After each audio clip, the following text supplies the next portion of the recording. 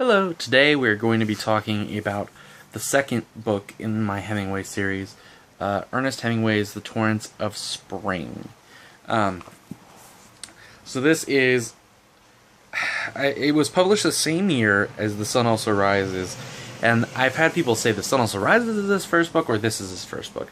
It's very short, it's a novella, and we'll get into this in a second. So anyway, it's either his first or second, depending on who you ask.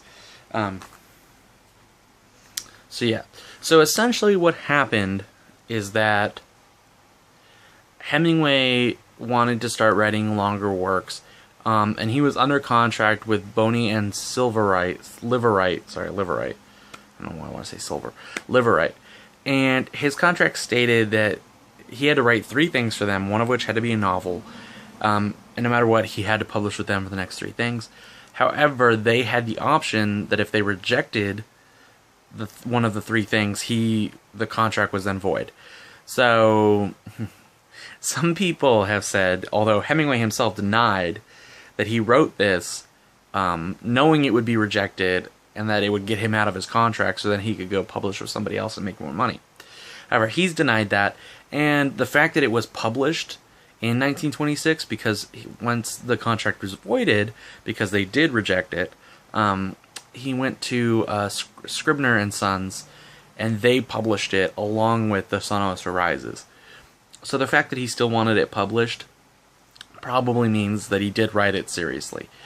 And part of the reason why a lot of people say that is because it is a satirical kind of attack on pretentious writers of his time, which is funny. So it's kind of comical, it's very satirical. It's essentially him mocking Sherwood Anderson, who was a contemporary of his and somebody he knew, and other writers that he felt to be pretentious.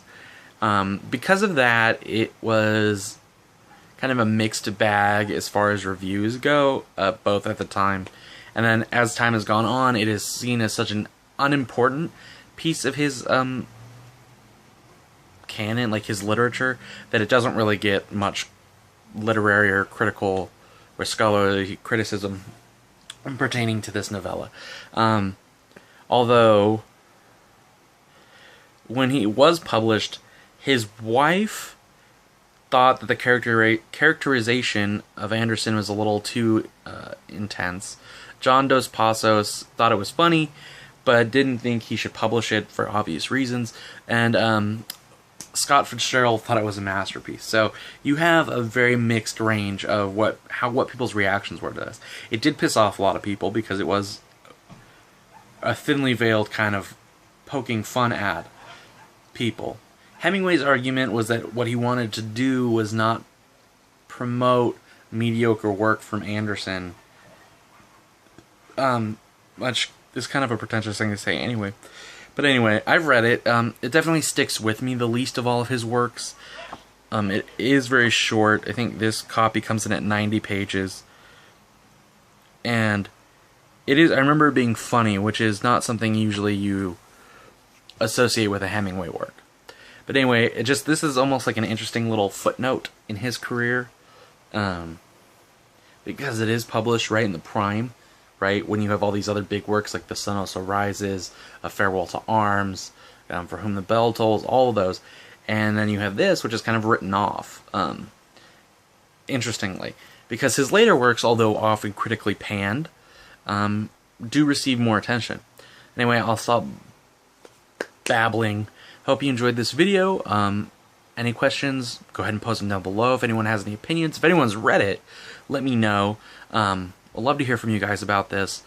He's one of my favorite authors, and I understand that he can be problematic. I'm not saying he's perfect or that he's the best author or even the best writer I've ever read, but I really do enjoy his work, and I think it's important and interesting enough to talk about. So go ahead and comment or not, and I will see you guys later.